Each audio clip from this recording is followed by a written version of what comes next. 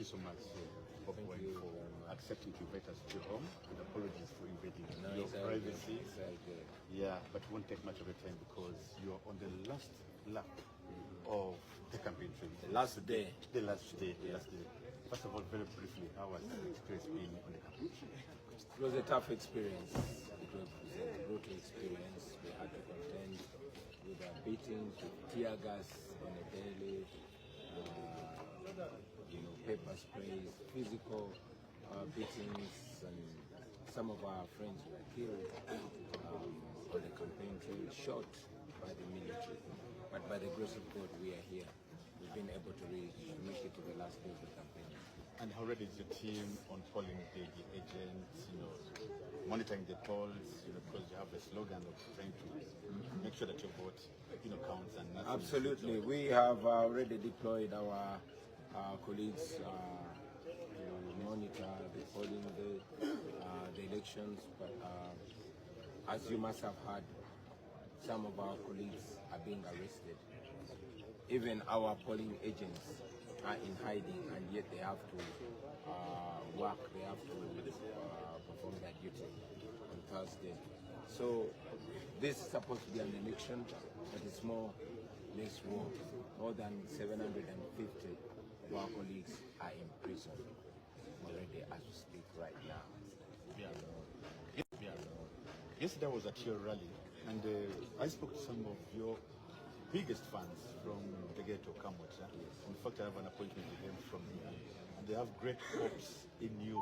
What are those 3 things that you really want to do for them, the youth, and or in the Gen Z in general? Now saying 3 is really limiting you, but now that you said 3, I'll say 3. Go ahead as well. First and foremost, we want to demystify power. We want to hand back power to the people. Take it out of the hands of the military. We want to demilitarize it.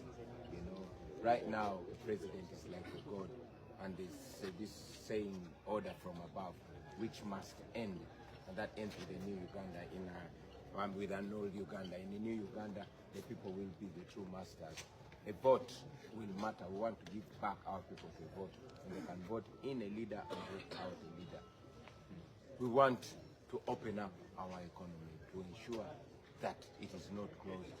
Most importantly, we want to free political prisoners and to unite our country, to bring everybody on board so we can plan as citizens of the country regardless of political persuasion. Before I let you share, I spoke to some voters who are undecided. They're going to vote for the first time, but they're undecided. Yes. That's one, and then you can combine it with, if you were to speak to the nation right now, what would that message be? First of all, those that are undecided, I want them to vote for a vote. I want them to vote for the right to vote. To vote for the power of a vote, to ensure that their vote counts. Now a vote doesn't count because he who has the gun controls it. We want to defeat the gun by vote. We want to defeat violence with non-violence. This vote is to assert ourselves as Ugandans and say, now we are taking back our country. For the first time, Ugandans should, and I believe are going to, elect one of them and put that person in the seat of the presidency. It is the first time. When I'm elected as president, I'll be the first democratically elected president of this country. We've never elected a president into office since independence, 63 years ago. Now this is our opportunity to elect a president. And that one message that you, if you were to speak to the nation right now, what would that message be to the Ugandans? Not only those inside the country, but because we're being followed by many people. To the people of Uganda, in Uganda and outside Uganda, this is not a mere election.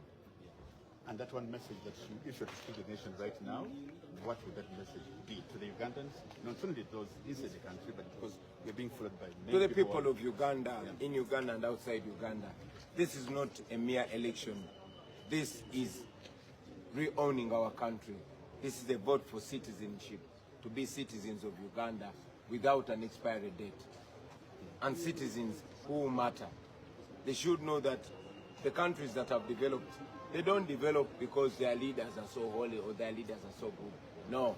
Things are done right in these countries because their citizens are empowered and they're going to take no nonsense from a leader. The citizens are the true masters That is what we want to get in this vote. So when you are going out there to vote, you're voting for citizenship. You're voting for the right to be a Ugandan that lives in dignity. You're voting for the power of a vote. You are voting for a vote. Because right now you don't have a vote. It is Museveni that decides everything. But if we fire him, if we vote a leader, we will be getting a servant leader.